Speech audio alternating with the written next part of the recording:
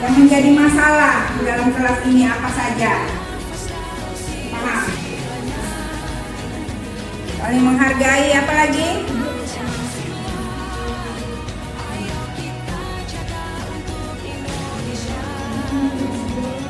Apa yang kamu ingin di dalam kelas kamu? Hah? Kelas idola itu seperti apa?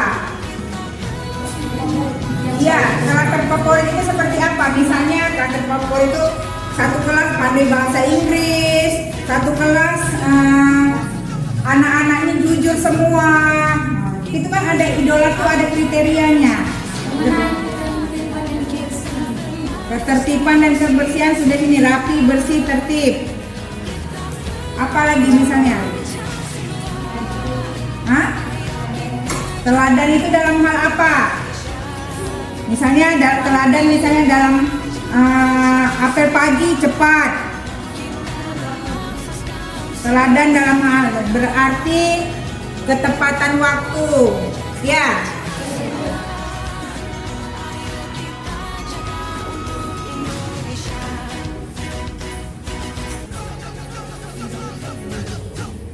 Kamu tahu profil pelajar Pancasila? Pernah baca tentang profil pelajar Pancasila? Boleh kumpul? Sudah siap? Keinginan kamu itu apa saja? Yang menjadi masalahnya apa saja? Terus. Cepat bangun. Gagal.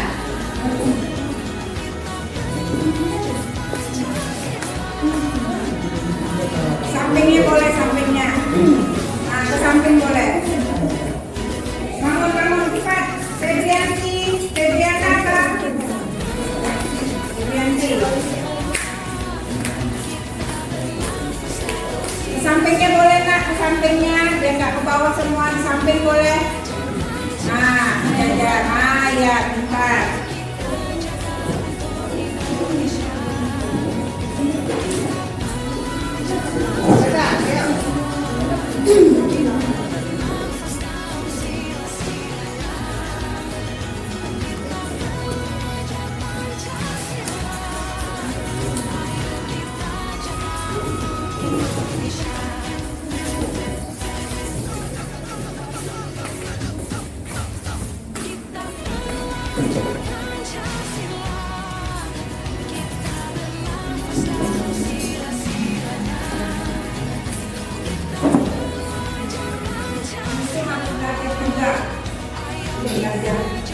Belajar ngomong. Ya, nanti ke depan itu baik. Saya dalam kegiatan tarik tolong kesopanan, disiplin, dan kerapian. Dan sebelah kelas inti yang saya harapkan adalah saya memikirkan agar kelas ini bersih, tentram, dan tidak ribut. Saya juga ingin agar kelas ini berwarna dan kelas ini menjadi panutan di antara semua kelas. yang menjadi masalahnya apa? Kelasnya ribut. Jadi anggota di dalam tidak nyaman. Padahal Ocha maunya kelas yang tertib, yang nyaman. Dwi pun begitu, Iskia pun begitu, Andre juga begitu. Tapi masing-masing orang tidak bisa menahan diri atau tidak bisa saling menghargai. Ini Ibu kasih ilustrasi. Kenapa kamu kalau berkendara pakai helm? Untuk melindungi kepala. Yang lain? Ebianti, kenapa kalau berkendara pakai helm? Kita jaga untuk Indonesia. Kita pelajar Pancasila. Kita bernafas dalam sila-silanya. Kita pelajar Pancasila. Ayo kita jaga untuk Indonesia.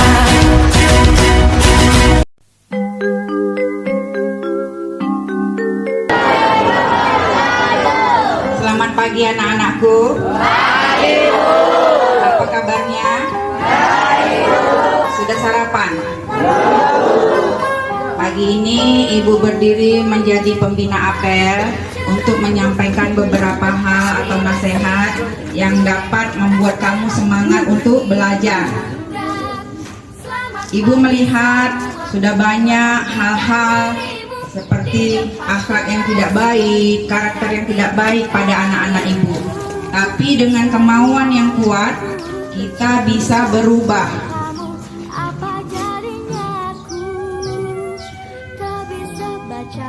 Sebelumnya ibu mau sampaikan, jam 7.15 sudah hadir di sekolah, agar kamu bisa melaksanakan tugas piket, menyiram bunga. Jadi 7.30 sudah bisa baris, sehingga 7.45 diadakan apel sudah langsung, bukan 7.45 masih sibuk baris berbaris. Bisa dipahami? 7.30 sudah siap-siap mulai apel.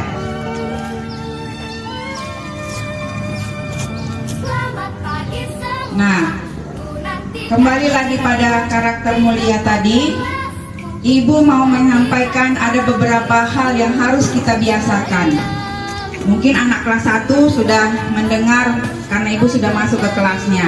Yang pertama itu 5 es tomat. Es yang pertama ada yang tahu? Yang pertama adalah senyum. 5 es tomat ya nak ya. Yang pertama senyum. Yang kedua sapa. Yang ketiga salam. Yang keempat apa? Sopan. Dan yang kelima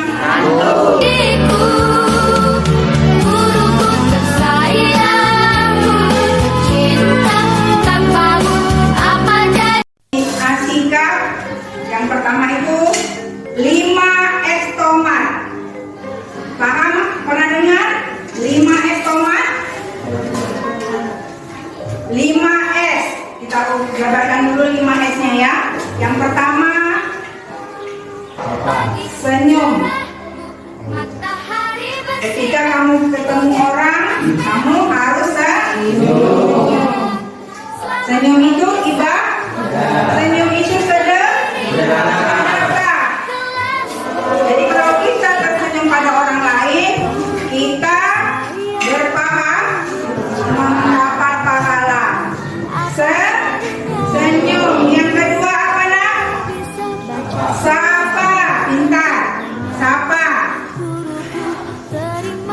Apa kabar? Halo. Bisa? Bisa apa? Yang ketiga apa? Salam. Boleh begini, boleh jabat tangan. Ayo ulang. Senyum. Yang keempat apa? Sopan. Jadi anak harus memiliki sopan. Dan yang kelima, santun. Kalau ketemu gurunya di jalan atau di gang-gang sekolah ini, di lingkungan sekolah atau di mana, coba kamu jalan. Jalan dari situ kakak, coba. Jalan dari situ. Misalnya kamu nih keluar main atau apa, jalan ketemu gurunya, ayo jalan. Bagaimana sikapnya ibu melihat? Terus.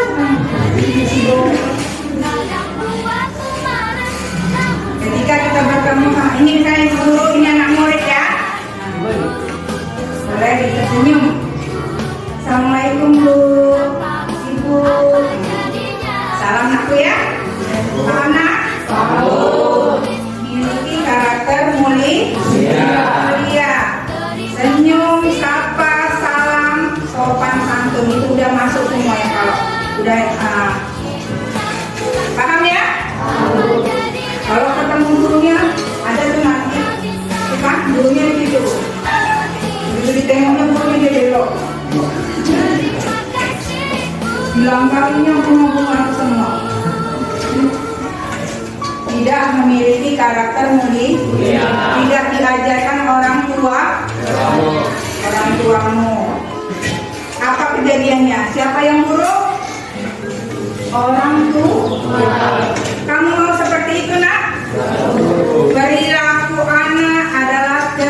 pola asuh orang tua.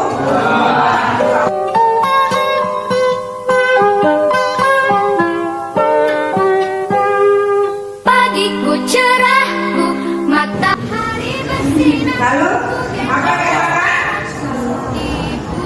Apa kabar Bu? Selamat pagi semua, nantikan dirimu. Kalau memungkinkan, apa kabar Bu? Ikat kami, Senyum enak.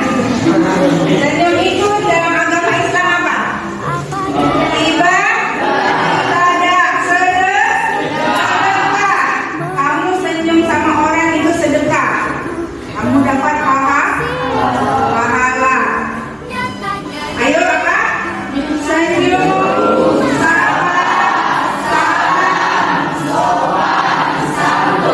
Ya.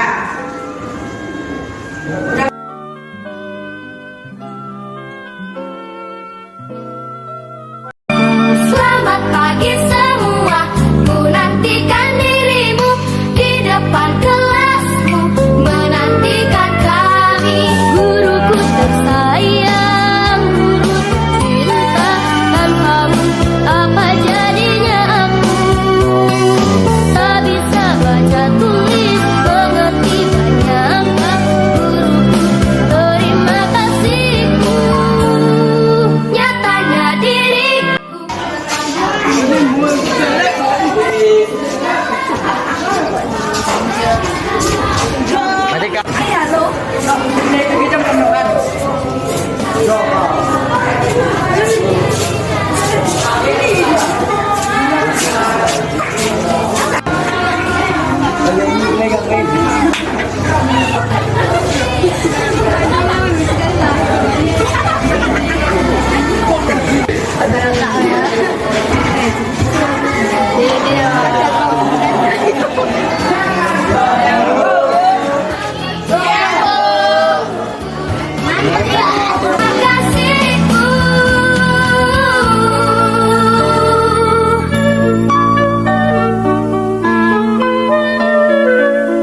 Jadi ibu coba membuat sesuai dengan yang kami masalah.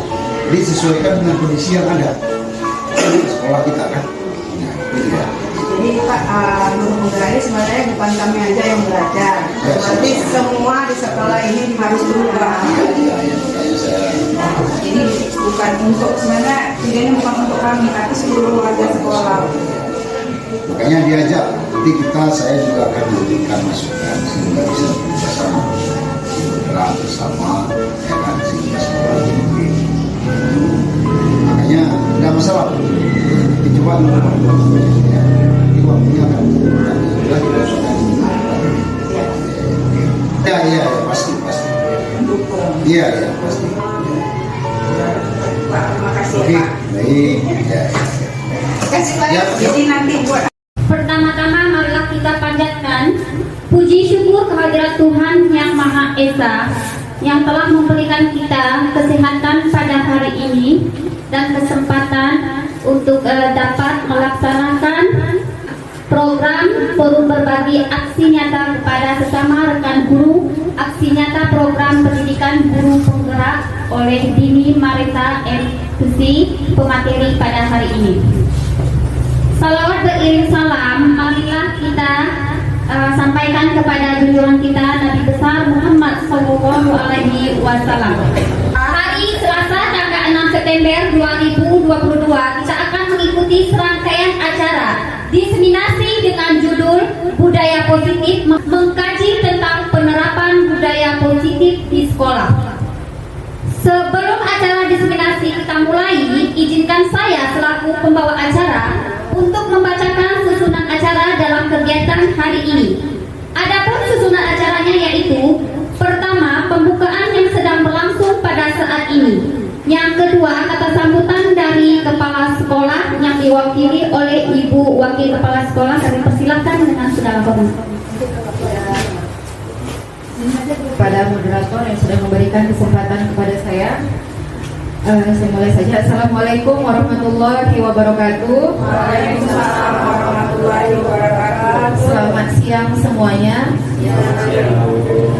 Baik, saya ucapkan Terima kasih sekali lagi kepada Bapak dan Ibu Guru yang sudah berkenan hadir untuk mengikuti kegiatan dari Ibu Dini Mareta tentang forum berbagi aksi nyata kepada sesama rekan guru, aksi nyata program pendidikan guru penggerak. Jadi ini adalah kegiatan yang kedua yang kita laksanakan pada hari ini, hari Selasa tanggal 6 September 2022. Dengan adanya kegiatan ini, kita berharap sama-sama ilmu yang didapat pada pemaparan materi nanti yang akan disampaikan oleh Ibu Dini bisa kita terapkan di sekolah, sehingga program yang dijalankan oleh guru-guru penggerak bisa terlaksana dengan baik, dan sesama rekan guru juga bisa menjalin kerjasama untuk meningkatkan lagi kinerjanya dalam mendidik anak bangsa, terutama siswa-siswi di SMA Negeri 1 Lawe Bulan ini. Dengan adanya kegiatan ini, saya berharap kita semua Dewan Guru bisa sama-sama saling berkoordinasi dan berkolaborasi untuk menciptakan suasana pendidikan yang kondusif, nyaman, dan menyenangkan bagi kita semua, terutama bagi siswa. Oke, itu saja mungkin kata pengantar dari saya mewakili kepala sekolah. Saya ucapkan terima kasih. Saya akhiri. Assalamualaikum warahmatullahi wabarakatuh. Waalaikumsalam warahmatullahi Selamat siang semuanya. Terima kasih kata sambutan dari Ibu Wakil Kurikulum. Acara selanjutnya pemaparan materi yang disampaikan oleh Ibu Dini Mareta. Kami persilahkan kepada Ibu dengan segala hormat.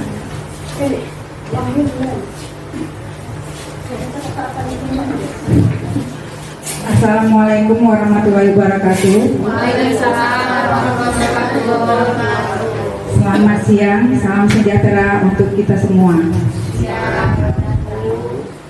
Terima kasih rekan-rekan sejawatku telah bersedia hadir untuk kita belajar bersama di sini. Forum berbagi aksi nyata kepada sesama rekan guru yang merupakan program pendidikan guru penggerak. Semoga apa yang saya paparkan dapat kita ambil pelajarannya bersama. Dan kembali saya tidak lupa mengingatkan bahwa saya tidak lebih pintar daripada teman-teman. Kita sama-sama belajar. Jadi andai kata ada yang tidak kita pahami, kita pecahkan bersama. Nah, baiklah, langsung kita mulai ya. Jadi apa sebenarnya yang menyebabkan kita berkumpul ini? Itu apa? Nah, saya membuka wacana berpikir.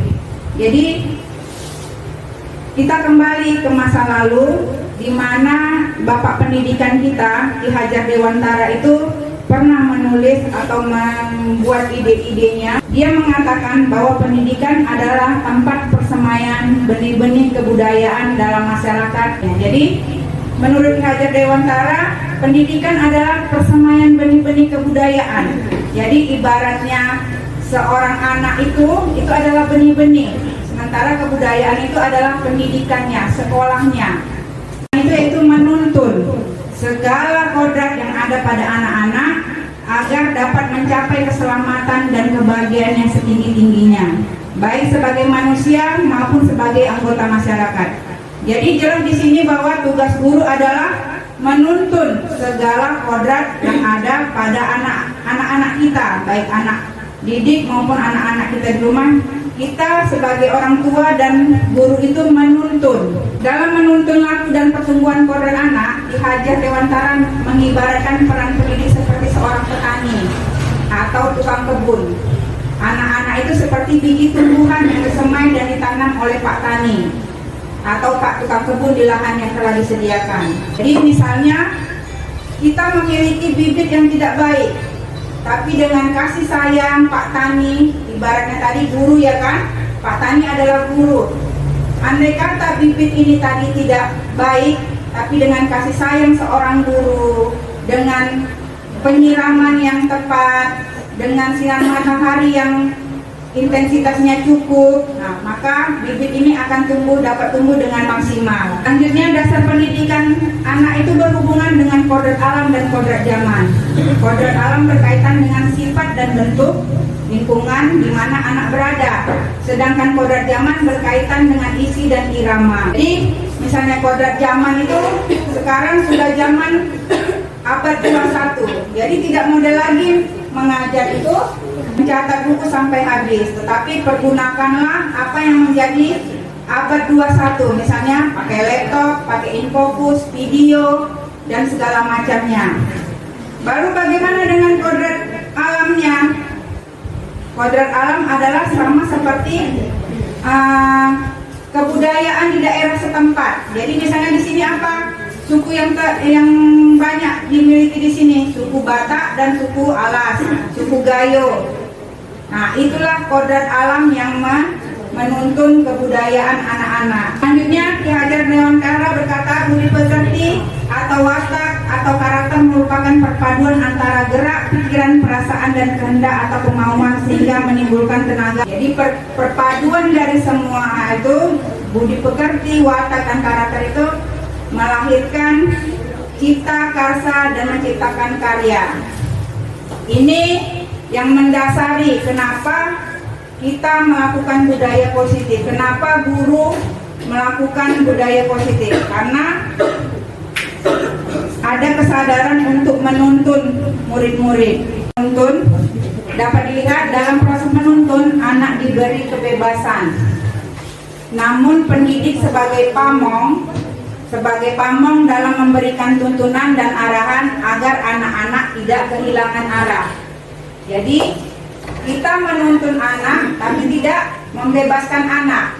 Kita sebagai pamong terus mengarahkan anak, sehingga seorang pamong dapat memberikan tuntunan agar anak dapat menemukan kemerdekaan dalam belajar. Nah, jadi tujuannya adalah anak menemukan kemerdekaan dalam belajar. Tugas menuntun itu ada pada guru. Sekarang kita memasuki pada bab budaya positif. Saya minta 2 orang, siapa kira-kira yang mau jadi sukarelawan? 2 orang. Kira sama Kak Pesti sama Susiani Persa. Anda dan teman Anda akan melakukan kegiatan. Cobalah buka. Nama kegiatannya cobalah buka. A.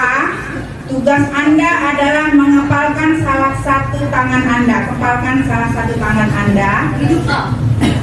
Coba bayangkan bahwa Anda menyimpan sesuatu yang sangat berharga di dalam kepalan tangan Anda tersebut. Anda perlu menjaga benda tersebut sekuat tenaga Anda, karena begitu pentingnya untuk kehidupan Anda. Tugas B adalah mencoba dengan segala cara untuk membuka kepalan tangan Persa. Teman Persa boleh membujuk, menghardik, mengintimidasi, memarahi, menggoda, menggelitik, bahkan menawari Anda uang agar Anda bersedia membuka kepalan tangan. Ayo. Aku intimidasi, Pak. Jangan disuruh Ayu. Ini makan kita ya. Ya, Kak, tidak aja.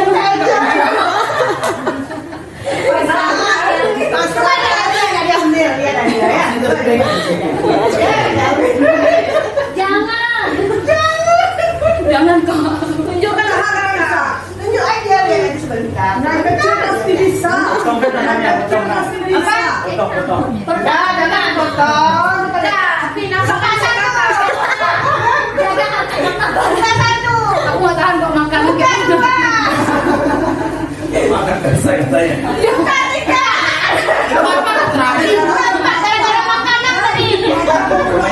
Setelah 30 detik, mari kita lihat. Mana dianggap tadi tanya berharga tadi. Berharga banget gitu. Jadi di sini siapa yang mengontrol semua itu? Kak Pesti atau Persa? Siapa yang mengontrol sebuah tindakan ini? Persa lah. Persa. Jadi walaupun kita dihardik, dimaki, dibujuk, digeliti, diberikan uang, kalau kita tidak mau, tidak akan terbuka. Seperti itulah gambaran motivasi. Jadi kalau seorang anak kita hukum, kita pukul, kita bujuk, kamu harus berubah.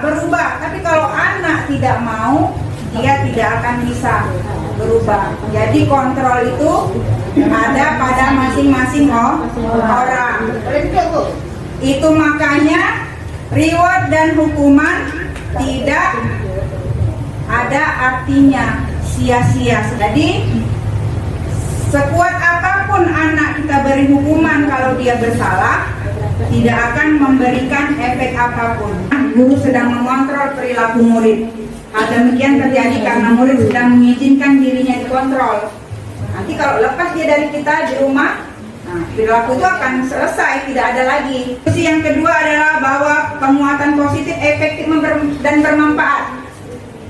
Penguatan positif, apa itu penguatan positif? Pujian, dukungan, support, hadiah, itu termasuk penguatan positif.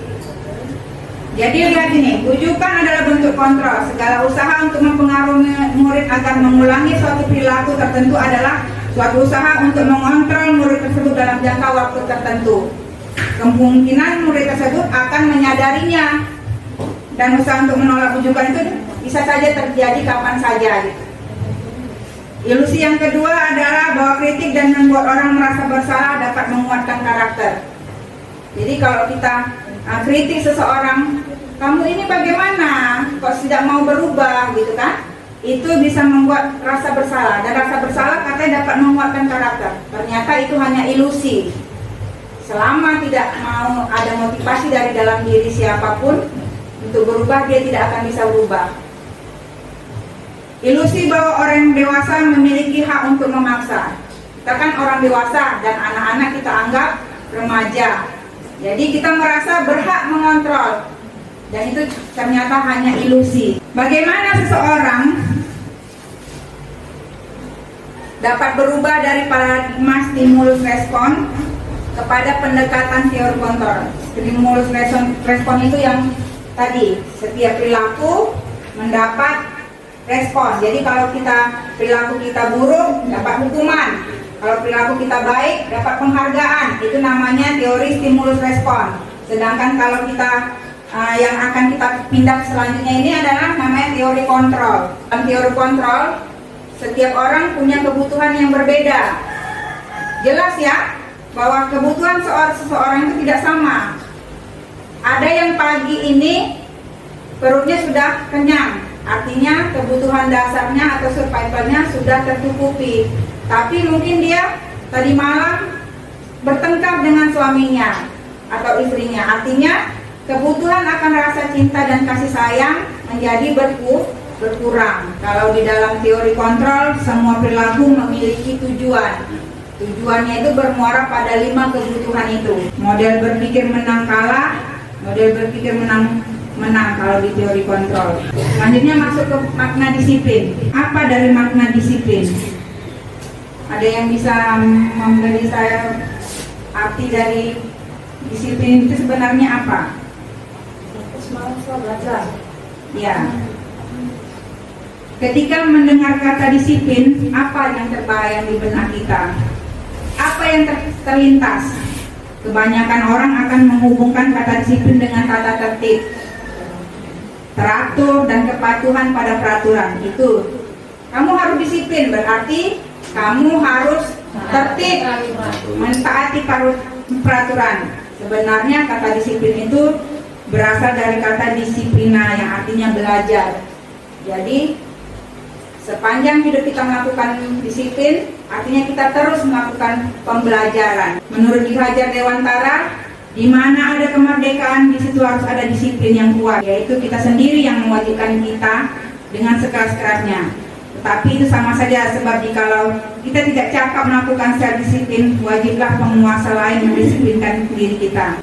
Setelah memahami tentang disiplin, kita harus tahu tentang nilai-nilai kebajikan. Jadi nilai-nilai kebajikan adalah apa yang dianggap oleh seluruh dunia, hal-hal baik yang dianggap seluruh dunia. Jadi tidak memandang agama, tidak memandang ras, tidak memandang suku, sama dianggap Amerika, di Indonesia, di Jepang, bahkan di Antartika dianggap sama. Ada banyak nilai kebajikan. Kalau di Indonesia mengambil, kalau di sekolah-sekolah, profil pelajar Pancasila, beriman, bertakwa kepada Tuhan Yang Maha Esa dan berakhlak mulia, mandiri, bernalar kritis, berkebinekaan global, bergotong royong dan kreatif. Lalu ada kebajikan berdasarkan Ibu Primary Years Program. Apa isinya? Di situ sikap muridnya harus toleransi, rasa hormat, integritas, mandiri, menghargai, antusias, empati, keingintahuan, kreativitas, kerjasama, percaya diri, komitmen. Lalu 9 pilar karakter menyusun bahwa nilai-nilai kebajikan itu yaitu cinta Tuhan dan segenap ciptaannya, kemandirian dan tanggung jawab, kejujuran atau amanah, diplomatis, hormat dan santun, dermawan, suka menolong dan gotong royong, percaya diri, kreatif dan bekerja keras, kepemimpinan dan keadilan, baik dan rendah hati, toleransi, kedamaian dan kesatuan. Ada banyak nilai-nilai kebajikan yang dianut seluruh manusia di muka bumi, yang isinya semua itu tidak bertentangan. Seperti misalnya orang Indonesia suka bertoleransi, di sana juga ada rasa toleransi. Seperti ini the seven essential virtues ini membuat empati, suara hati, kontrol diri, rasa hormat, kebaikan, toleransi, keadilan, rata-rata hampir sama. Tidak ada yang memandang ras, suku, warna kulit di sini. Jadi mau kita kulit hitam atau kita kulit putih, sama-sama memandang bahwa kita harus memiliki keadilan yang sama. Nah, itu yang namanya nilai-nilai kebajikan. Hukuman dan penghargaan, tadi sudah kita singgung sedikit, dan restitusi. Ada 3 hal yang memotivasi perilaku manusia. Menurut Diana Gosen dalam bukunya Restricting School Discipline mengatakan ada 3 motivasi perilaku manusia. Yang pertama, untuk menghindari ketidaknyamanan atau hukuman. Jadi orang melakukan suatu hal karena ketidaknyamanan atau untuk menghindari hukuman. Jadi anak-anak datang cepat, misalnya kan, itu agar dia tidak dihukum. Lalu untuk mendapatkan imbalan, aku biar dipuji wali kelas, aku datang cepat untuk mendapatkan imbalan atau penghargaan dari orang lain. Atau yang ketiga, untuk menjadi orang yang mereka inginkan dan menghargai diri sendiri dengan nilai-nilai yang mereka percaya. Jadi dia melakukan sesuatu hal itu karena dia yakin itu memang harus dilakukan, tidak karena iming-iming ataupun karena menghindari hukuman. Itu 3 hal yang memotivasi manusia berperilaku. Jadi kalau dalam hukuman, anak itu belajar menyembunyikan kesalahannya. Jadi kalau setiap kali dia berbuat salah, dia akan berusaha menyembunyikannya. Tapi kalau dalam konsekuensi, anak belajar untuk mentaati peraturan. Nah, dalam restitusi, anak belajar untuk memecahkan masalah. Dalam hukuman, mencoba mengontrol anak dengan penguatan negatif. Misalnya, dihukum tadi ya. Kalau dalam disiplin, dalam konsekuensi, mencoba mengontrol anak dengan penguatan positif. Misalnya memberi penghargaan, memberi hadiah, pujian, dan segala macam. Anak dalam restitusi, anak paham bahwa dirinya sendiri yang memegang kontrol. Ketika diberi hukuman, dampak pada murid itu bisa saja marah, merasa bersalah, merasa rendah diri, dan mengasingkan diri. Tapi kalau diberi konsekuensi, anak kehilangan hak lalu beda seorang diri dan penahanan. Dan ketika restitusi, anak tidak kehilangan waktu namun bersemangat untuk memperbaiki dirinya. Bapak Ibu bisa dipahami, ini sangat menusuk di hati. Jadi kalau kita menjanjikan sebuah hadiah pada anak kita, pada siswa kita, itu karena kita menganggap mereka tidak mampu melakukannya. Anggapan kita, mereka itu tidak punya kemampuan sehingga harus diiming-imingi. Ayo kamu lakukan ini, biar dapat hadiah. Jadi kalau tidak ada hadiah itu anak itu tidak mampu, teman kita tidak mampu, karyawan itu tidak mampu. Sama ya. Bukan supaya dia lihat, mengiming-imingkan dia. Tadi dari teori kontrol kita sudah lihat kan, sesuatu yang kita pegang teguh hanya kita yang bisa mau melakukan itu termasuk. Jadi gambaran dari apa itu tekad yang kuat, niat. Proses menciptakan kondisi bagi murid untuk memperbaiki kesalahan mereka sehingga bisa kembali pada kelompok mereka dengan karakter yang lebih kuat. Jadi ketika anak memiliki salah, kita panggil, kita cari pemecahan masalahnya, tapi anak yang memikirkannya. Kita hanya jadi pemantik, hanya jadi pemancing. Apakah anak menyadari kesalahannya dan tahu apa yang harus dilakukannya? Ini semua terkait dengan tadi kebajikan universal, disiplin positif itu. Jadi harus ditanamkan, kebajikan universalnya harus ditanamkan di awal. Karakter yang kuatnya harus ditanamkan di awal, sehingga ketika dia melakukan salah, dia tahu apa yang harus dilakukannya. Itu jadi ketika dia kembali pada teman-temannya, dia tidak lagi merasa malu. Apa keyakinan kelas? Kenapa tidak peraturan kelas? Seseorang pakai helm karena Peraturan, melindungi diri dari kepanasan, dari jatuh, geger otak, dilempar orang. Itu adalah keyakinan diri kita bahwa helm dapat menyelamatkan. Tapi kalau yang namanya peraturan, kita pakai helm karena takut polisi, mentaati peraturan. Jadi ibu bapak sudah bisa menggambarkan atau membayangkan bagaimana yang disebut dengan keyakinan diri dan peraturan. Bisa ya? Sama dengan memiliki peraturan tentang penggunaan masker dan mencuci tangan. Jadi kenapa kita pakai masker, cuci tangan, menjaga jarak dulu waktu COVID? Untuk melindungi diri, bukan karena takut ditangkap polisi. Iya kan? Artinya kita sudah memiliki keyakinan diri. Nilai-nilai keselamatan atau kesehatan inilah yang kita sebut sebagai suatu keyakinan, yaitu nilai-nilai kebajikan universal yang disepakati secara tersirat dan tersurat. Jadi tadi kan kita udah tahu ya nilai-nilai kebajikan universal ya. Bagaimana pembentukan keyakinan sekolah atau keyakinan kelas.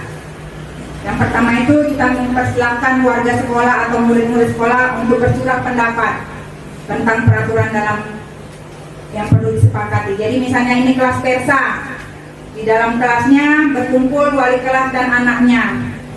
Kita mintakan kepada anak atau mencurahkan pendapatnya tentang apa yang dia maksud dengan peraturan yang perlu disepakati. Setelah itu kita mencatat dan masukan-masukan para murid itu. Dicatat, boleh di papan tulis, boleh di buku, catat. Boleh pakai kertas ukuran poster.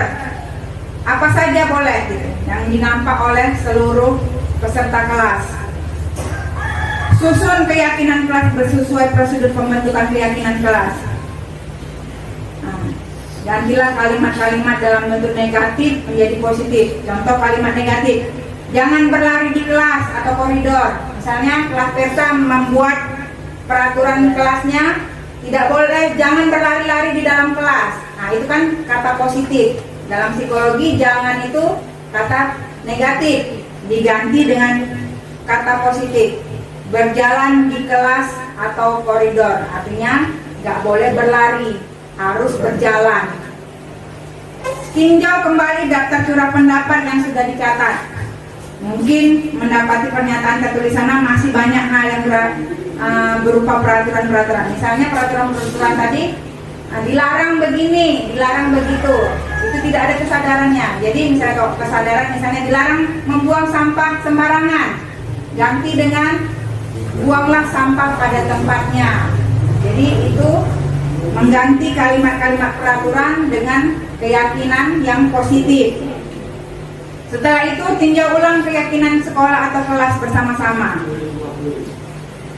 Setelah keyakinan sekolah dan kelas selesai dibuat, maka seluruh warga sekolah dipersilakan meninjau ulang dan menyetujuinya. Ada nggak warga kelas itu yang tidak setuju dengan apa yang disepakati tadi? Misalnya dia sukanya ribut, nah, dia harus mengutarakan pendapatnya itu dan memiliki alasan yang tepat.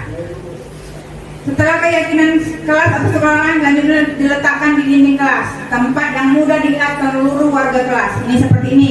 Misalnya keyakinan kelas 1, misalnya kelas Hamdan, kelas Nova, kelas Persa, siapa lagi kelas 1? Depa Notalia. Keyakinan setiap anggota kelas perlu belajar. Lalu setiap anggota kelas perlu senang, artinya bermain-main. Setiap anggota kelas perlu melakukan tugas. Setiap anggota kelas perlu saling menghargai.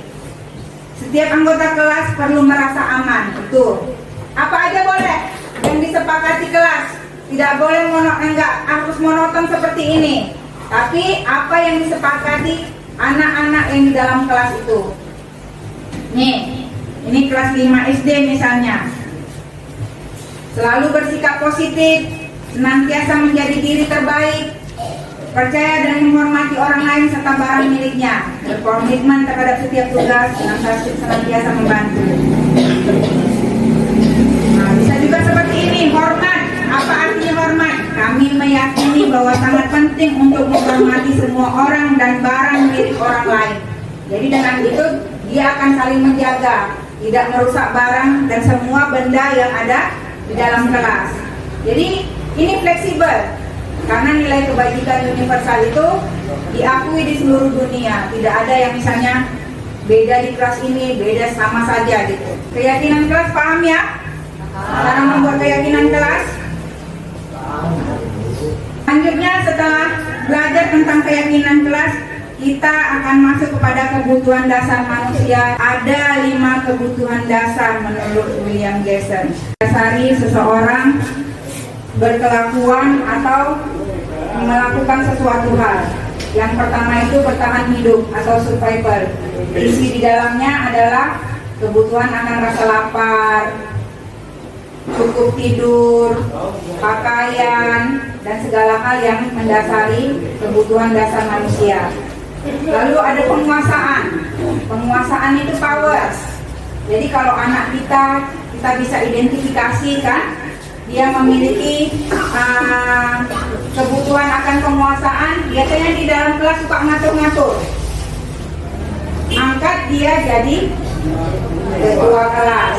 Berarti kita sudah mengakomodir kebutuhan yang paling besar di dalam dirinya. Lalu ada kebutuhan akan kasih sayang dan rasa diterima. Jadi mungkin di dalam keluarganya anak ini tidak cukup mendapat kasih sayang dan rasa diterima. Jadi sehingga di dalam kelas akan menampakkannya. Jadi kalau guru bisa mengidentifikasi, jadi semua kelakuannya di dalam kelas itu akan berlatar untuk mendapatkan rasa sayang dan diterima. Biasanya dia manja, nengkek kalau bahasa kita di sini, caper, selalu ingin diperhatikan. Atau bisa juga apa? Mencari pacar. Baru ada kebutuhan akan kesenangan. Apa itu kebutuhan akan kesenangan? Bisa dilihat yang anak-anak selalu main bola. Tidak nyanyi, tidak peduli ada gurunya. Kalau lihat main bola, lebih baik aku main bola dari cabut pun nggak apa-apa. Kena marah lah nanti.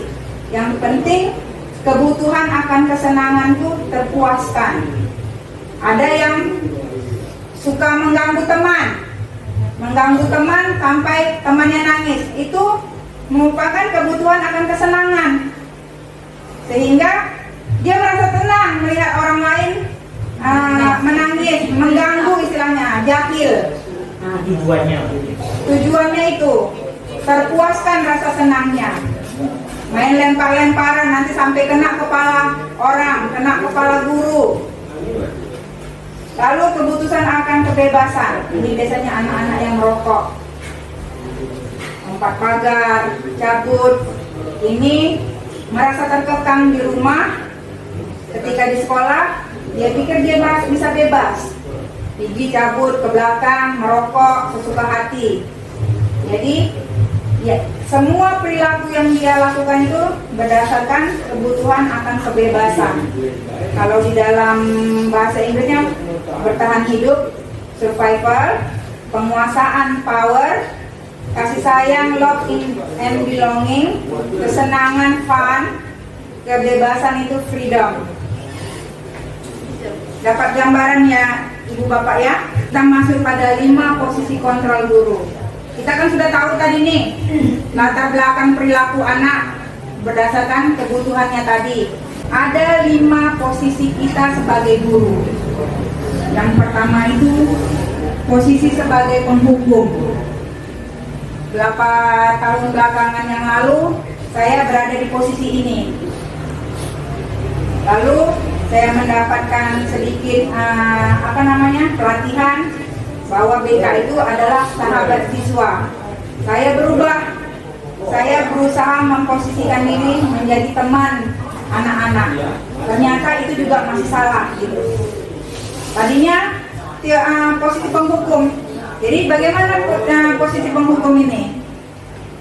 Jadi guru-guru atau siapapun warga sekolah yang berada pada posisi penghukum ini bisa menggunakan hukuman fisik maupun verbal. Orang-orang yang menjalankan posisi penghukum senantiasa mengatakan bahwa sekolah memerlukan sistem atau alat yang dapat lebih menekan murid-murid lebih dalam lagi. Contohnya seperti ini.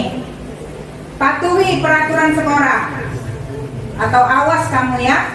Itu kata-kata yang sering diucapkan penghukum. Kamu selalu saja salah, selalu saja terlambat. Itu penghukum. Mengerjakan tugas lama sekali, selalu pasti kamu yang paling terakhir selesai. Jadi kata-kata yang diucapkannya itu menghardik. Terlambat masuk. Terlambat dari mana saja?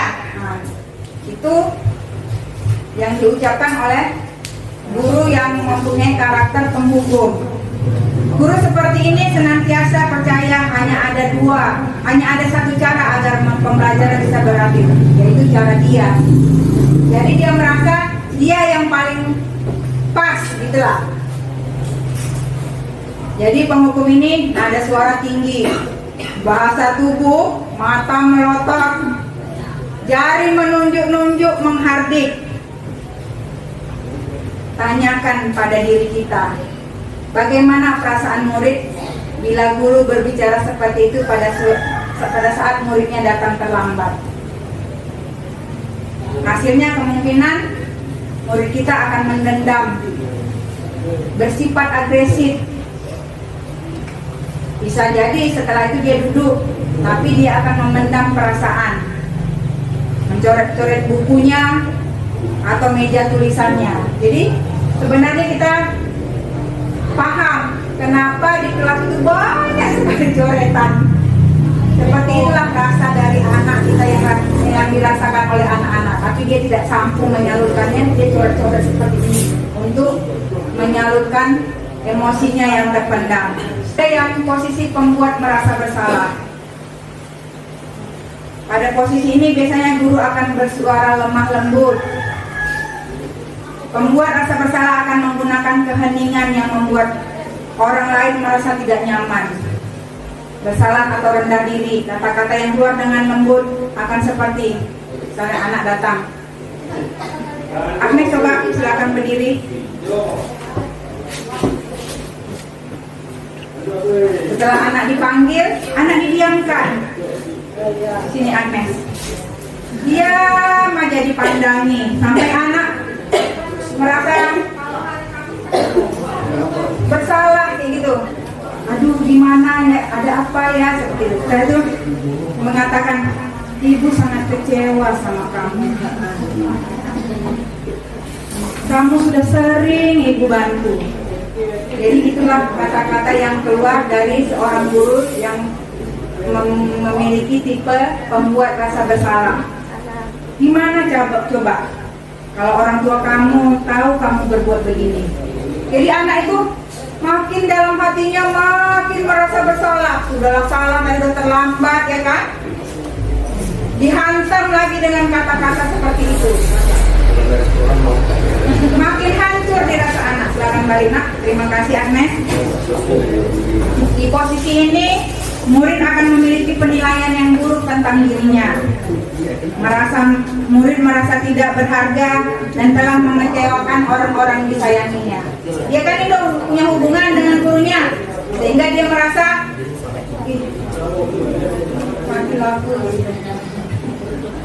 ibu itu udah kecewakan ibu, udah kecewakan Pak Eka, udah kecewakan Bu Ajimar. Jadi yang ada di dalam dirinya rasa bersalah dan rendah diri. Pembuat merasa bersalah, nada suara memelas, halus, sedih, bahasa tubuh merapat pada anak, lesu.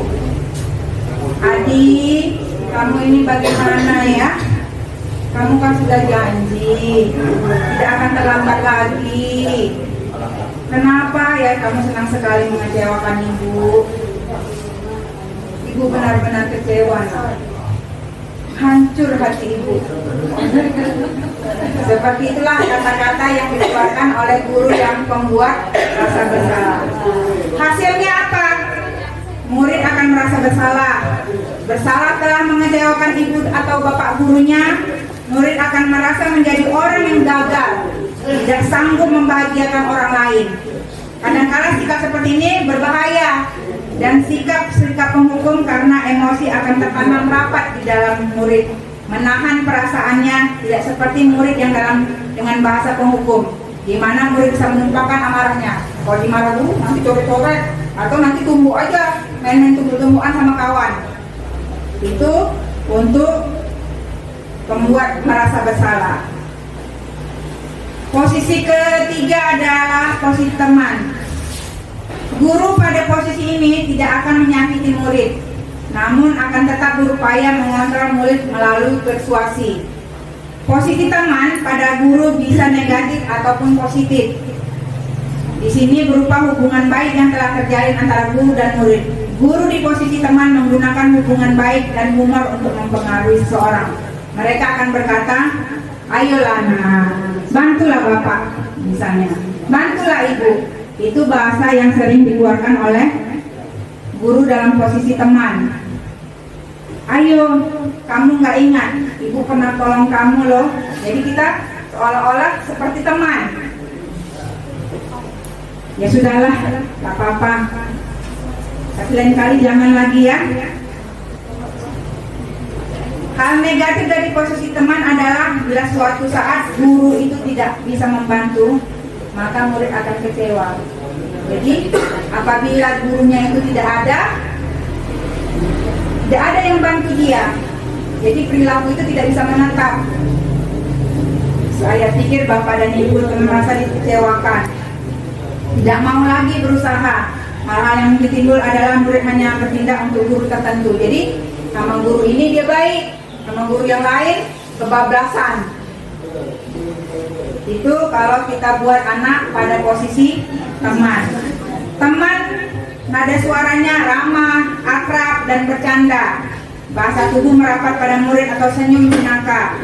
Adi, ayolah bagaimana sih kamu? Kemarin kan sudah janji sama Pak Franky, kenapa terlambat lagi? Ambil ketawa ringan. Ya sudahlah, tidak apa-apa Agnes, duduk aja dulu. Nanti ibu bantulah. Ambil senyum-senyum. Itu kalau kita membuat posisi teman.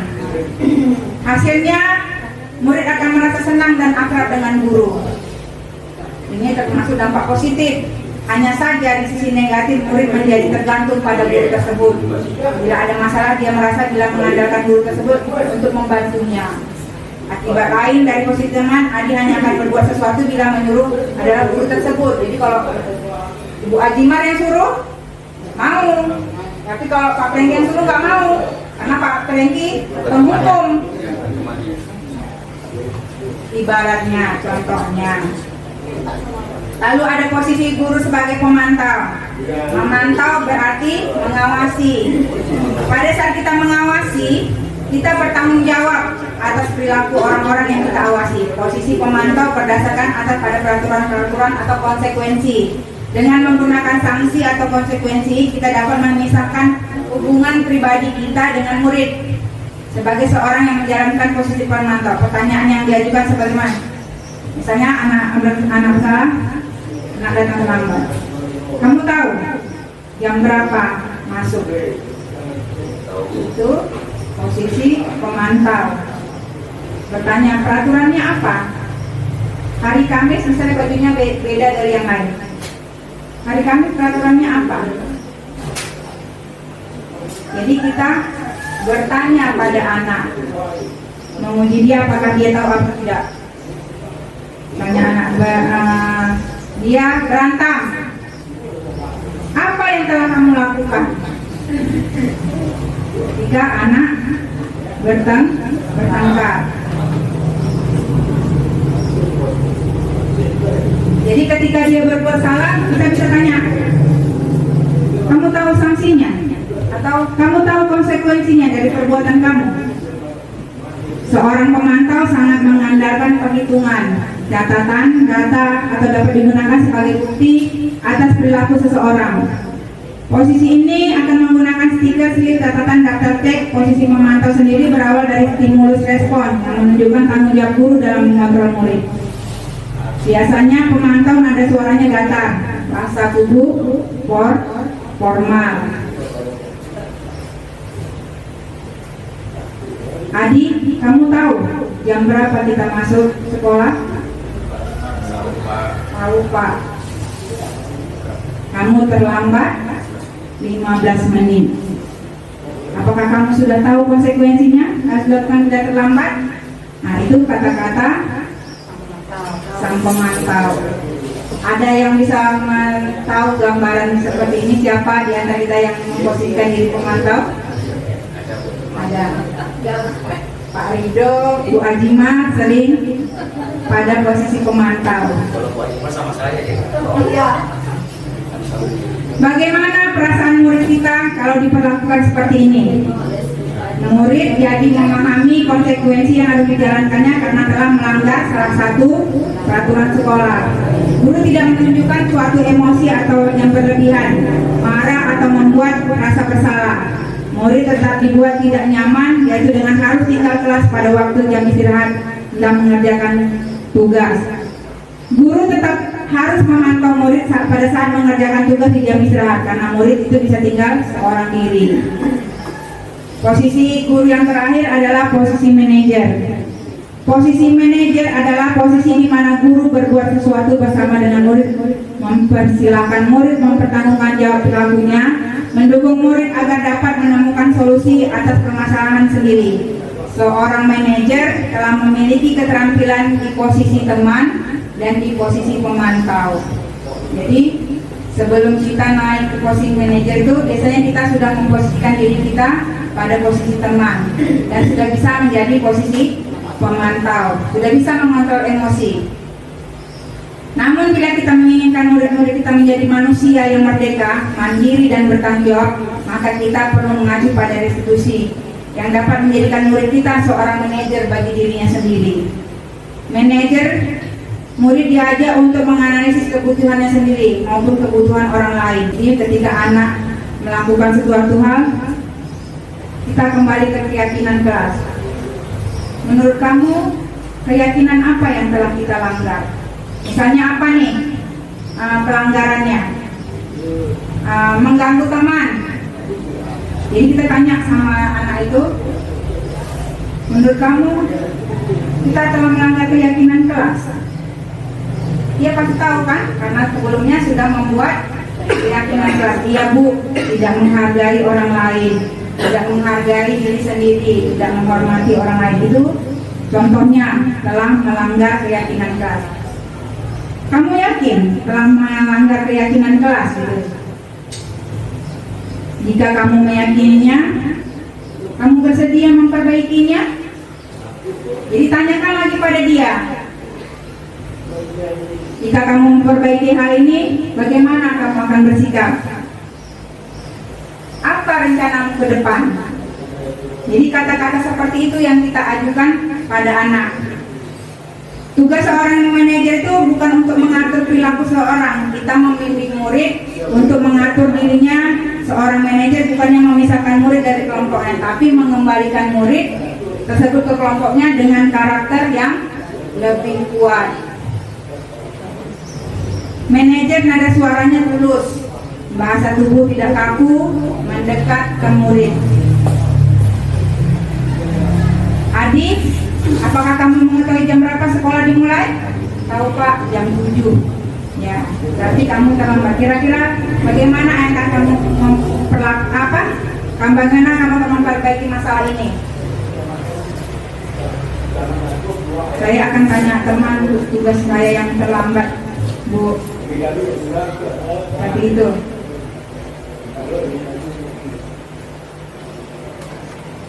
Kira-kira paham untuk 5 posisi? 5 posisi kontrol itu adalah 1. Posisi penghukum, 2. Posisi pembuat masa bersalah, 3. Posisi teman, 4. Posisi pemantau atau monitor, dan 5. Posisi manajer. Untuk lebih memahami kelima posisi tersebut, mari kita saksikan kasus Naren yang terlambat hadir 20 menit di sekolah dan melihat bagaimana kelima posisi kontrol dalam menghadapi masalah tersebut. Posisi penghukum, posisi pertama.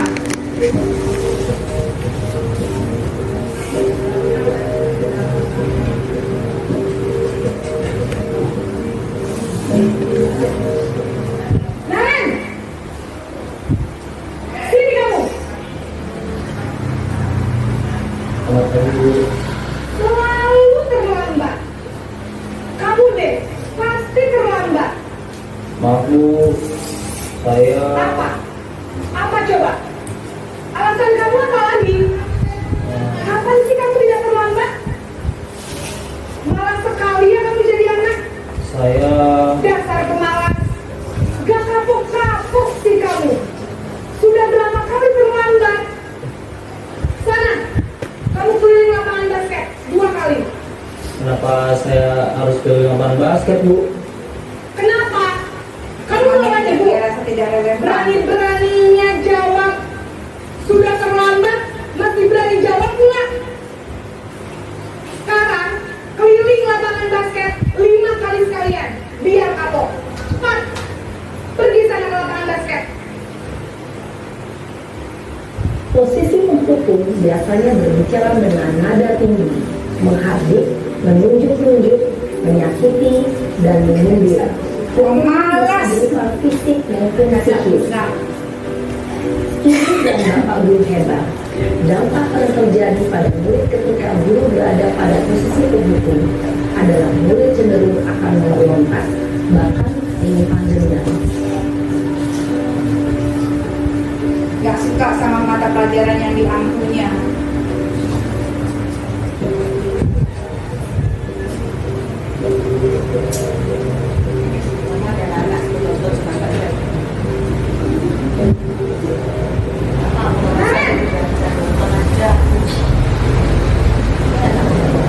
Posisi ke apa nih? Kamu kenapa? Siapa lagi marah? Ya Tuhan, kamu senang ya bikin ibu susah ya? Kalau kamu terlambat lagi, ibu bakal kepala sekolah. Sangka ibu tidak bisa membina kamu. Tuh, gimana ini? Maaf Bu, Duh, Gusti Naren.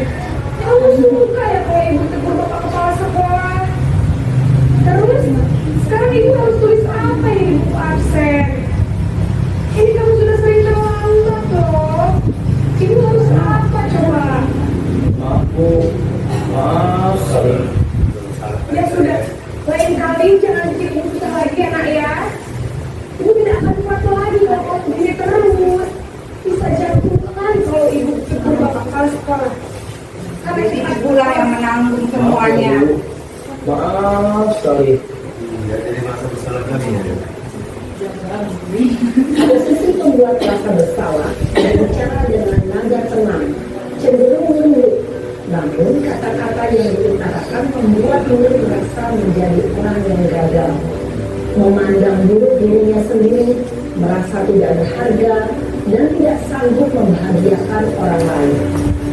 Ketika dia mengambil posisi pembuat rasa bersalah, murid akan menganggap dirinya yang bersalah dan ia akan menyimpan emosi negatif tersebut di dalam dirinya.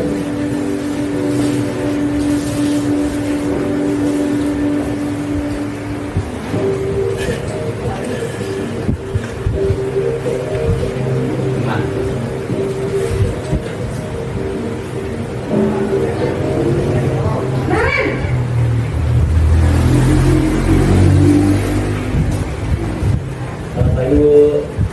Wah, sudah jam berapa ini nak? Terlambat lagi ya sayang. Iya Bu, habis ibu saya lupa bangunkan saya Bu. Kamu malah menyalahkan ibu kamu. Kamu bukannya anak yang larinya paling kencang. Kok terlambat sih? Iya Bu, saya memang terlambat bangun tadi. Jadi biarpun saya lari kencang, tetap nggak kesenja Bu. Ya sudah sana. Nanti lain kali larinya lebih kencang lagi ya. Biar gak terlambat lagi. Bikin senang ibu. Demi ibu. Bisa kan? Ini Bisa kuncinya. lah Bu. Demi ibu, ya nak. Ya sudah sana masuk kelas. Ibu beresin ya Kita sama kawan. Kamu ini ada tes saja. Dalam meski teman, guru berbicara dengan nada suara ramah, akrab, cenderung bersenda gurau untuk menjaga suasana tetap santai. Murid akan merasa senang, aman, dan akrab dengan guru. Identitas yang tercipta adalah identitas sukses atau berhasil. Namun, perlu diingat, karena ini masih dorongan eksternal, maka ada faktor ketergantungan dari murid kepada orang tertentu. Di sini guru absennya, sehingga di lain waktu murid bisa berperilaku baik, namun hanya kepada orang-orang tertentu saja.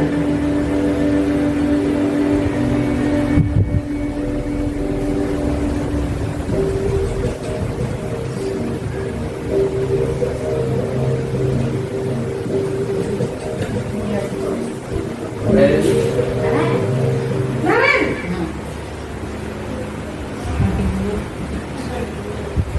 Selamat pagi Bu. Naren, apa peraturan sekolah kita tentang jam berapa kita harus masuk sekolah, nak? Kita harus di sekolah jam 7 Bu.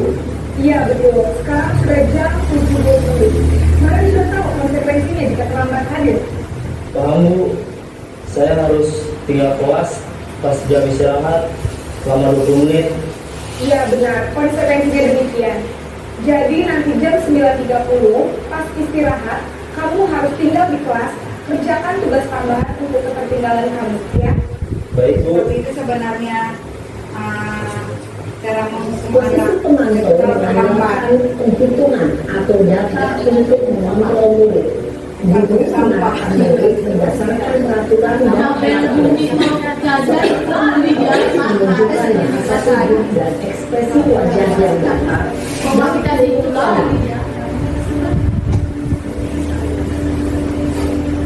posisi manajer.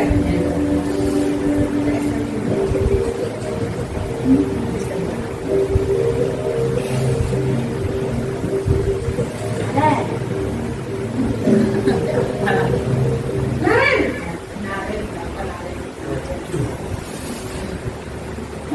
Selamat pagi Bu. Selamat pagi Naren. Maaf Bu, saya terlambat.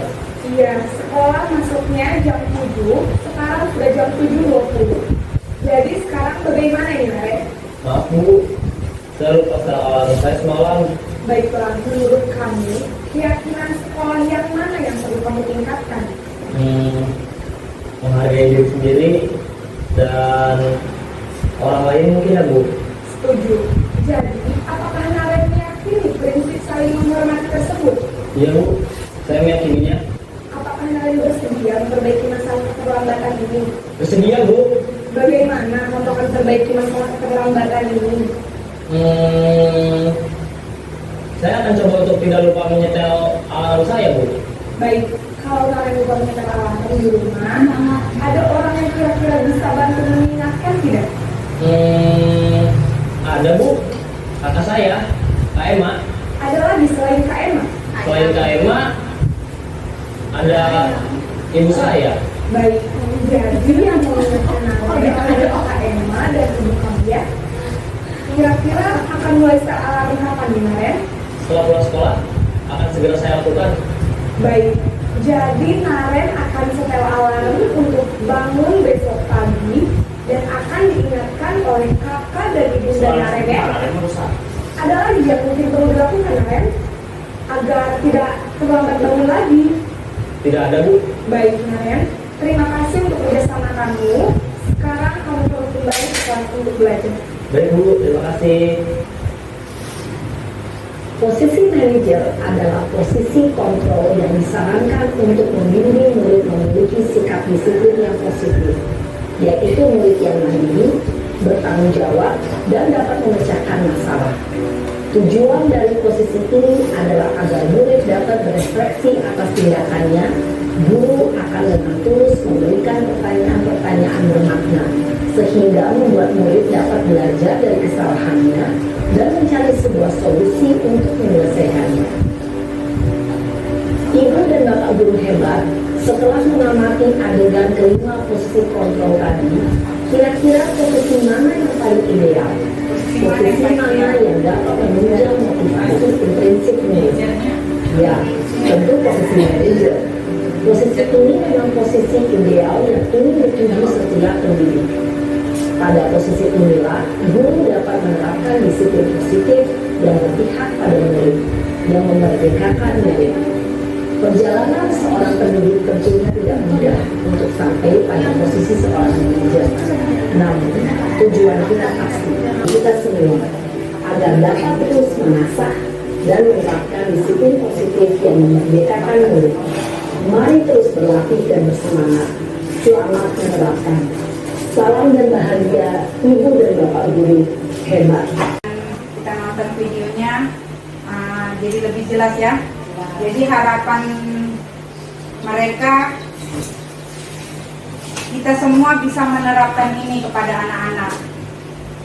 Yang tadinya memang mungkin saya pun berat. Saya dulu di posisi penghukum, KPSP pun bilang dia di posisi penghukum, lalu bisa pada posisi teman, lalu menjadi pemantau, sehingga kita nanti bisa berada pada posisi manajer. Dan yang paling penting itu bisa membuat anak kita menjadi manajer terhadap dirinya sendiri. Tadi kan kita sudah sedikit gambaran tentang restitusi. Setelah tahu nilai-nilai kebajikan universal, setelah tahu tentang motivasi anak berperilaku, 5 dasar kebutuhan manusia, baru tadi 5 posisi kontrol guru. Sekarang kita belajar restitusi. Restitusi tadi adalah upaya untuk memperbaiki masalah yang dihadapi anak sehingga dia kembali dengan karakter yang lebih kuat pada kelompoknya. Yang di paling dasar ini ada menstabilkan identitas. Di sini biasanya kita akan bertanya, jadi ketika anak sudah berhadapan dengan kita tanya, kita mengatakan, setiap orang pasti melakukan kesalahan. Ibu juga pernah bersalah, kamu juga pernah bersalah, bapak guru pernah, semua orang pernah. Tapi kamu bukan satu-satunya orang yang pernah berbuat salah. Itu kita pilih aja salah satu. Setelah kita bisa melakukan salah, kita tanya. Kita pergi ke validasi tindakan yang salah, ini yang miring. Kamu tentu punya alasan mengapa melakukan ini. Kita bertanya pada ini. Jadi setelah kita membuat setiap orang pasti melakukan kesalahan, ibu pernah melakukan kesalahan, identitas anak ini menjadi stabil. Dia tidak lagi merasa ketakutan, tidak lagi merasa dirinya seperti apa gitu. Lalu kita tanyakan, kamu tentu punya alasan mengapa melakukan ini. Misalnya tertidur di kelas. Kenapa? Ibu juga dulu pernah tidur di kelas, gitu bilang kan? Lalu, kenapa kamu tidur di kelas? Kamu pasti punya alasan. Saya ngantuk, Bu. Atau saya tidak mengerti, Bu, pelajarannya. Berarti kalau dia jawab tidak mengerti pelajarannya, berarti dia kurang masalah di mana itu. Jadi harus bisa kita identifikasi. Setelah validasi tindakan yang salah, kita menanyakan keyakinannya. Jadi menurut kamu, apakah kita melanggar keyakinan kelas gitu? Jadi ada segitiga restitusi. Jadi tidak mesti yang di bawah ini duluan, bisa juga yang di samping. Tapi intinya kita melakukan ketiga sisi dari segitiga itu. Jadi tujuannya semua kita bisa melakukan budaya positif ini. Bisa dengan hal-hal yang sederhana, menerapkan 5S. Misalnya di kelas ada keyakinan kelasnya, misalnya setiap anak harus 5S. Senyum, sapa, salam, sopan, santun. Jadi setiap kali dia bertemu dengan orang lain, menyapa, tersenyum. Jadi hal-hal kecil itu pembiasaan, ya kan? Apabila dilakukan terus-menerus akan jadi kebiasaan. Kebiasaan kalau dilakukan dengan konsisten akan menjadi karakter. Karakter-karakter baik ini apabila terus-menerus akan menjadi budaya yang positif di sebuah sekolah. Jadi harapannya seperti itu. Ya, silakan Dan. Kalau masalah buat keyakinan, apakah harus keyakinan itu satu persatu kita semua siswa? Kan tadi kalau teman-teman angkatannya kan satu persatu di papan tulis bisa pakai menggunakan kertas kartun kan, atau langsung di papan tulis kan. Jadi kalau kita buat bisa satu persatu, apakah harus satu per orang siswanya membuat keyakinan? Jadi kalau misalkan yang si A mengatakan keyakinannya seperti ini, si B mengatakan seperti ini, kan otomatis kan berbeda keyakinan. Jadi kalau yang A mengatakan seperti ini, apakah dia bisa menyetujui untuk yang si B? Itu gimana? Baik, jadi misalnya seperti ini, kita dalam suatu kelas sedang memandu untuk membuat keyakinan kelas. Pertama tadi kita harus sepakat dulu. Nopa, misal apa yang menjadi keyakinan Nopa? Harapan Nopa dalam kelas ini yang disebut kelas impian. Jadi ini misalnya sebut sajalah agar kita merasa nyaman semua di dalam kelas ini. Kita ini murid, saya guru.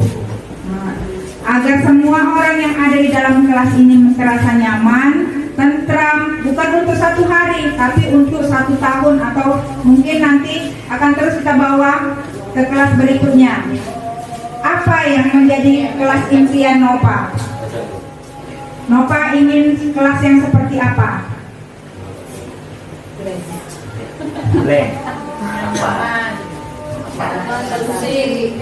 Apa? Pokoknya yang Kelas impian Nopa seperti apa? siswanya tidak membangkang. Saya mendambakan anak, tadi kan tidak usah pakai kata-kata yang negatif. Jadi anak-anak yang tertib, teratur. Kelas impian Mira. Kelas Yaman. Asri. Persa kelas impiannya seperti apa? Ditanya satu-satu, begitu disebutkan, tulis. Nopa tertib, teratur, nyaman, asri, bahagia. Artinya semua orang di dalam kelas itu bahagia, bukan hanya Persa nanti yang bahagia. Ibu Asyani ingin kelas impian seperti apa? Nyaman, berarti udah sama tadi. Franky ingin kelas impian seperti apa? Tentram. Nur? Berkesinambungan. Harus ada interaksi. Seluruh siswa berkolaborasi di dalam kelas. Adel ingin kelas impian seperti apa kelas kita, Adel? Bersih dan rapi. Bersih dan rapi. Timar? Bersih dan indah. Iya. Penuh kreativitas. Penuh kreativitas. Mem? Menyenangkan. Lis? Bekerja sama. Depa? Nyaman di kelas Tapi suara pakai diborong semua. Anda?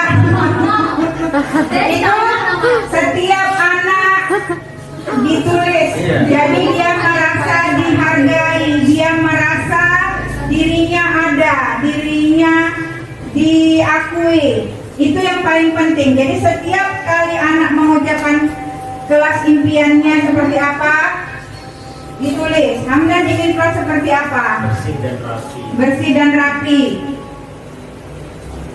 Bapak? Ya. Bapak ingin kelas seperti apa? Berarti Pak Eka yang sudah KI 1. Semua Nah, jadi semuanya harus ditulis dan diakomodir. Apapun yang jangan sampai ada satu anak pun yang merasa pendapatnya tidak dihargai. Setelah ditulis semuanya, ditanya sama Nur, kira-kira sepakat nggak dengan semua ini? Misalnya Nur menyangka, saya nggak suka Bu kelas itu yang yang tertib. Dibahas, kenapa kamu tidak suka kelas yang tertib? Saya suka kelas yang itu Bu, rame, jadi kita penuh kehangatan misalnya, gitu ya kan? Jadi dibahas apa alasannya, bagaimana, begini begitu semua. Ya setelah supaya dia meyakinkan. Iya. Jadi misalnya kelas yang rapi, apa manfaatnya dari kelas yang rapi?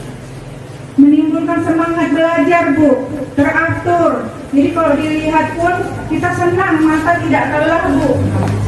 Kelas yang apa tadi? Nopang. Tidak membangkang. masuk ke TK berakhlak. Berakhlak. Nah, jadi kalau guru-guru senang masuk ke kelas ini Bu. Setelah semua warga di dalam kelas sepakat dengan itu tadi, keyakinan kelas tadi, sudah setuju, sudah sepakat, sudah dibahas apa manfaatnya, semua warga bertanggung jawab untuk menjaganya. Misalnya tadi kan ada yang menulis ingin kelas yang rapi dan bersih, Ibu Arabiani misalnya. Bagaimana untuk mewujudkan impian dia?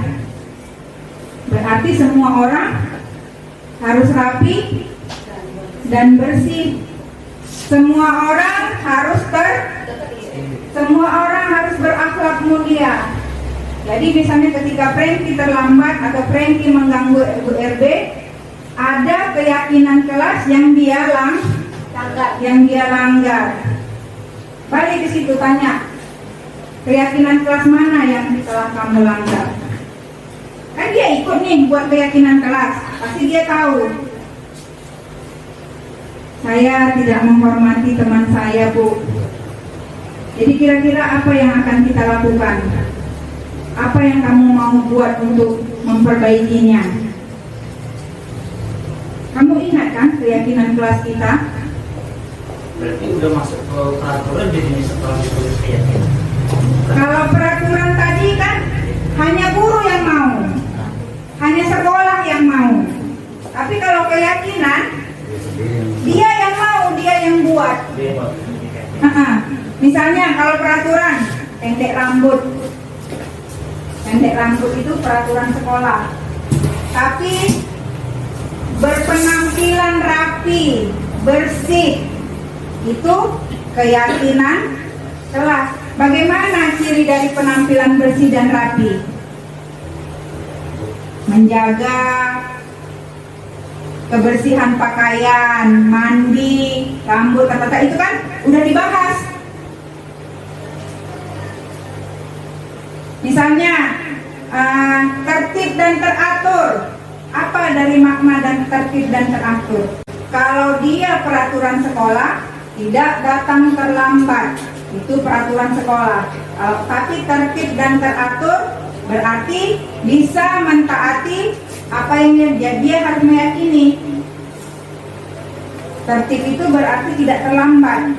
Tapi tertib itu datang dari dalam diri, motivasi dia. Kalau peraturan sekolah disebutkan tidak datang terlambat. Kira-kira paham nggak? Kan mahasiswa ini kan pasti banyak argumennya, pasti banyak alasannya. Ada video lah, katanya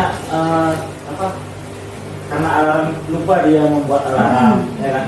Terus kadang lagi orang tuanya lah lupa mau ngasih tahu, ya kan? Besoknya pasti alasannya alarmnya rusak. Besoknya lagi pasti lain lagi yang beda. Kesadaran diri tadi lah. Artinya manusia seperti itu. Artinya dia belum memiliki kesadaran dalam dirinya, belum punya motivasi. Jadi kan tadi kita udah belajar motivasi ekstrinsik dan intrinsik kalau masih ingat semalam. Tadi yang kalau itu kenapa kita berperilaku, ya kan? Karena penghargaan kah? Karena takut hukuman kah? Atau karena sesuatu hal yang kita yakini itu benar. Jadi anak ini belum memiliki kesadarannya, belum ada keyakinannya. Atau dalam kata lain, tidak memiliki profil pelajar Pancasila tadi. Tidak ada nilai-nilai kebajikan di dalam dirinya. Jadi dasarnya semua harus tahu paham tentang nilai-nilai kebajikan universal itu. Tadi kan yang pertama profil pelajar Pancasila bertakwa, beriman, dan berkarakter mulia, berakhlak mulia. Itu sudah terangkum semua sebenarnya. Apa isi dari beriman, bertakwa sampai berkarakter mulia, berakhlak mulia. Berakhlak mulia itu jujur, disiplin, semua sudah tertera di situ. Jadi kemungkinan kita pikir anak kita sudah tahu tentang itu, padahal dia tidak tahu. Memang anak mungkin tahu berakhlak mulia, akhlak mulia, tapi isinya dia tidak tahu apa-apa saja. Boleh dijabarkan, nggak apa-apa. Kalau tadi anak kita dapatnya ini di sekolah dasar, berarti dia dasarnya sudah kuat. Tapi anak-anak kita dapatnya di pendidikan menengah saat dia sudah beranjak dewasa. Jadi memang perlu kerja yang keras. Gak apa-apa, pelan-pelan. Kita yakin bisa, seperti pesan ibu tadi, kita yakin kita bisa ubah anak-anak kita. Yang pertama itu tadi, paling ingat, yang paling awal tadi, tugas guru menuntun. Dulu mungkin kita berpikir bahwa anak itu selembar kertas putih. Anak adalah selembar kertas putih. Kita berpikir seperti itu. Tugas guru adalah mencoret-coret, menciptakan anak menjadi apa. Ternyata tidak. Anak itu sudah punya bakat dan minatnya sendiri. Sudah ada gurat-guratnya, tapi samar. Tugas guru menuntun, menebalkan minat dan bakatnya ini. Dia sudah ada bakatnya ke sana, makanya kita harus paham juga gaya-gaya belajarnya. Gak apa-apa sih anak dalam berapa kali pengamatan, misalnya di kelas baru, anak libur segala macam. Jadi tahu gaya belajarnya. Ada yang kinestetik, ada yang visual, ada yang audio. Boleh digabungkan nanti audio visual. Jadi dalam memberikan bahan ajar bisa beragam, nggak hanya pakai buku bacaan. Buku bacaan hanya cocok untuk anak yang auditori, membaca, tidak cocok untuk anak yang visual. Gimana seorang anak yang gaya belajarnya mendengar, tapi kita kasih suruh dia mencatat, dia ngantuk, dia gak mau mengikuti pelajaran, tidak mau mengerjakan tugas, dia membangkang, kita marah. Jadi seperti itu gambarannya. Jadi anak bukan lagi selembar kertas putih, tapi sudah memiliki alur-alur sendiri di dalam dirinya, sudah ada gambaran halusnya. Tugas kita mulia inilah untuk menebalkan bakat dan minatnya. Bagaimana menontonnya? Ya Pak, silakan Pak. Tunggu, Anda kira-kira jelas? Pak. Boleh. Jadi, apakah ini keyakinan kelas sama peraturan kelas itu ditujukan kepada wali kelas ataukah kepada seluruh guru bidang studi? Nah, kalau memang guru bidang studi, apakah setiap kelasnya masuk akan nantinya diadakan seperti itu juga, Bu? Dan apa kendalanya dapat dan apa perbedaannya dengan jika memang kita jalankan KI melalui surat kelas? Terima kasih. Terima kasih Pak.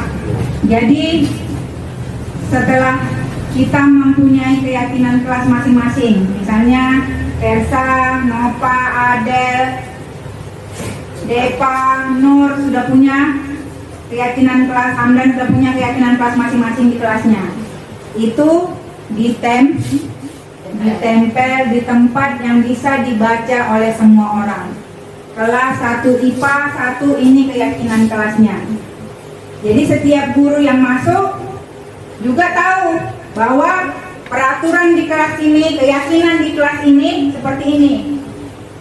Bersih, rapi, tertib, seperti itu. Apabila guru memiliki hal-hal nilai-nilai kebajikan yang lain, boleh diterapkan. Misalnya pelajaran Pak Aziz, pelajaran agama. Misalnya harus baju masuk, dalam arti kata rapi dan bersih, sopan gitu Pak. Boleh punya keyakinan kelas sendiri. Pada pelajaran matematika ada tambahan kelas, keyakinan kelas, boleh. Tapi semua orang tahu kelas 1 IPS ini loh keyakinan kelasnya. Seperti itu. Menjalankan 5S misalnya. Ini misal. Jadi anak di kelas itu semuanya selalu senyum, sapa, salam, sopan dan santun. Gitu Pak. Kalau memang kita menangkap atau menarik kalung yang ada dipakai, ya itu jatuhnya ke peraturan atau kalung. Ya kalung kan anak kalau seandainya kita tarik tangkap lah, apakah itu dari masuk kepada disiplin kata apa? Itu kan namanya peraturan sekolah. Itu kan dibuat misalnya tidak boleh memakai aksesoris. Tapi setelah kita belajar tadi, kan kita bisa menjalankan restitusi. 5 posisi kontrol guru dan melakukan segitiga restitusi. 5 posisi kontrol tadi, buatlah diri kita seperti manajer. Berarti jangan lagi menarik, tapi memberi kesadaran pada anak, betulkah perilakunya memakai aksesoris, sementara kita sudah punya keyakinan kelas, punya peraturan bersama, tidak boleh memakai aksesoris, begitu misalnya. Jadi minta aja kesadarannya. Dia buka sendiri. Ini terserah dia mau dipulangkannya atau mensimpannya, tapi kita sepakat. Anak sepakat, anak yakin bahwa tidak boleh dipakai lagi. Kan sudah ada keyakinan kelas tadi. Kalau tidak pernah kita buat, anak tidak tahu. Jadinya gampang gitu, nggak pernah dibilang kok marah-marah gitulah ibaratnya. Tidak biasa. Iya Ki? Apa yang kita lakukan ketika kita menemukan masalah tidak sesuai dengan keyakinan kita? Terjadilah. Saya masuk ke kelas 10 IPA, sementara keyakinan kelas tidak ada di situ. Keyakinan kelas orang itu misalnya kelasnya bersih. Ternyata setelah saya masuk, saya posisi guru juga. Kemudian kelasnya kotor. Apa yang akan kita lakukan? Lakukan apa untuk semua kelas? Kita menerapkan tetapkan segitiga restitusi. berarti Atau hari itu juga harus dibersihkan? iya. Atau untuk besok ada gitu? Kalau kita sudah lakukan untuk besok, berarti sudah ada pengabaian. Aku langsung ambil posisi manajer, lakukan restitusi.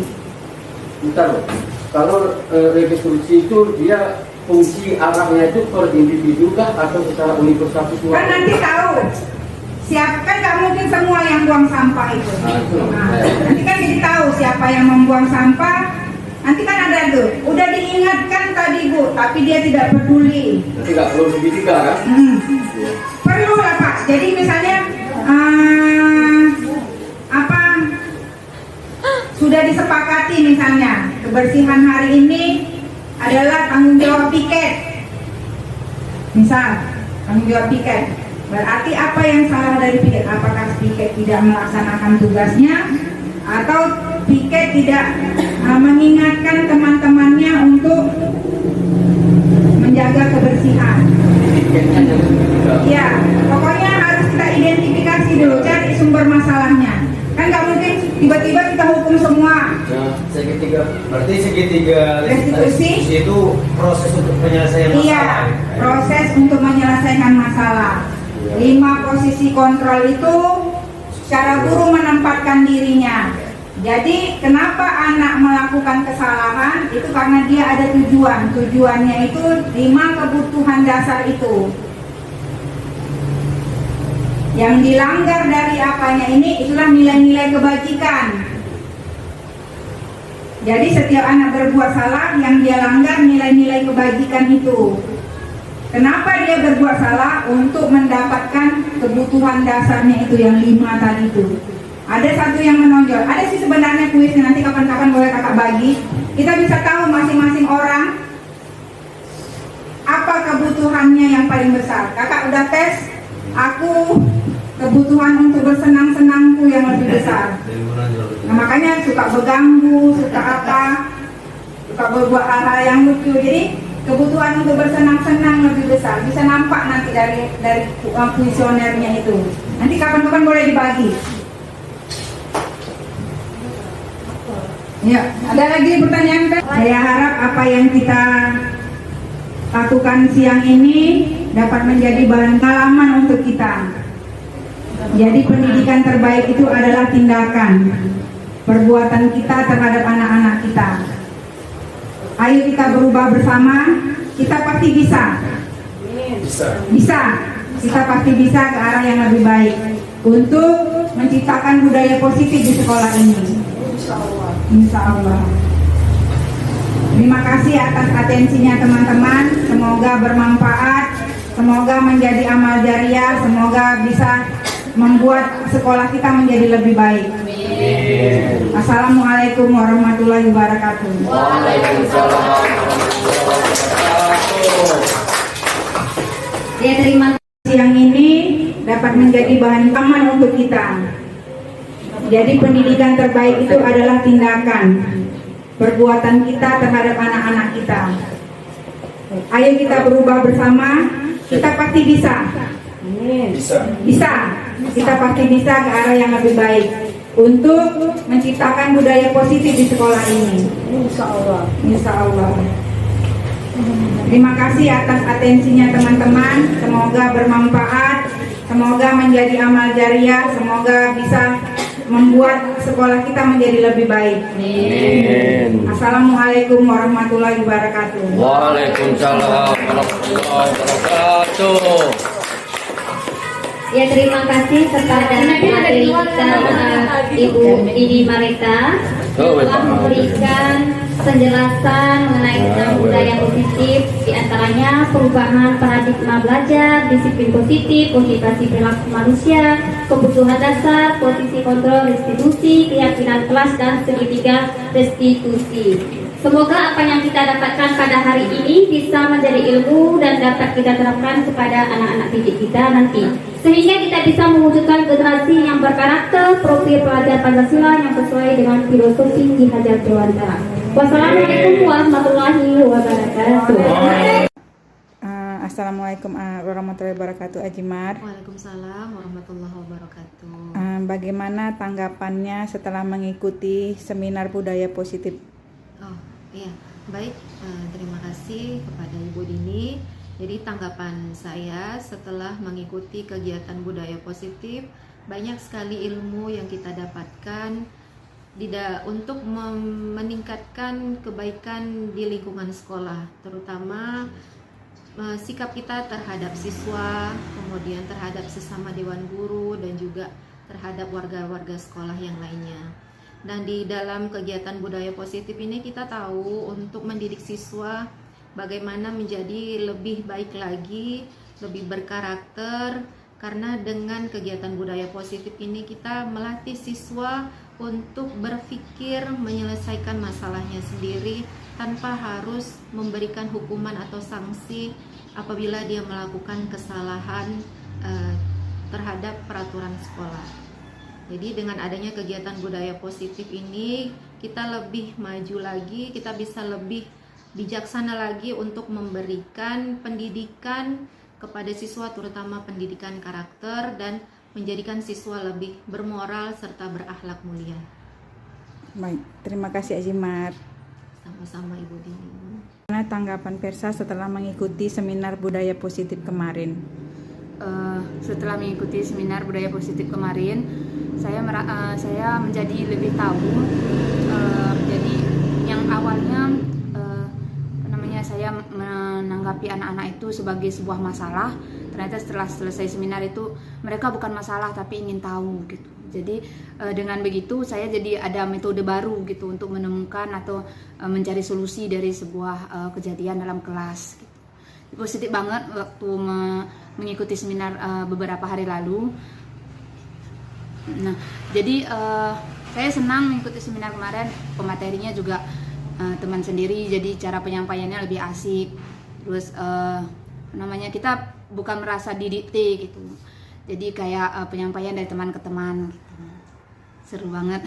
mau ada lagi gitu, sehingga pengetahuan yang sedikit ini bisa bertambah lagi gitu. Baik, terima kasih. Ya, sama-sama. Ibu Depa, bagaimana tanggapannya setelah mengikuti seminar tentang budaya positif? Alhamdulillah Kak, tanggapan dari saya sebagai guru mata pelajaran ataupun sebagai wali kelas cukup sangat baik sekali Kak, karena dari materi yang Kakak sampaikan mengenai tentang budaya positif ya Kak ya, kepada guru-guru, kami bisa menerapkan juga di kelas sama siswa mengenai tentang budaya positif dengan peraturan-peraturan di kelas mengenai tentang budaya positif di kelas. Pokoknya Kak, kami terapkan sama siswa di situ Kak, tentang keyakinan kelas di situ kami terapkan. Alhamdulillah Kak, dengan adanya diseminasi dari guru penggerak, kami sebagai guru ini banyak juga mendapatkan ilmu dan wawasan dari apa yang kami sampaikan di saat diseminasi kemarin Kak. Baik, terima kasih Depa. Oke Kak, sama-sama. Selamat siang Franky. Ya, selamat siang Kak. Bagaimana tanggapan Franky setelah kemarin mengikuti pengimbasan tentang budaya positif? Kalau menurut saya Kak, saya mendapat ilmu dari pengimbasan yang Kakak kasih, terutama untuk meningkatkan budaya positif di sekolah. Kalau untuk menyelesaikan permasalahan, kita misalnya bisa menggunakan segitiga restitusi. Kemudian dengan menerapkannya, maka budaya positif di sekolah ini akan tercipta.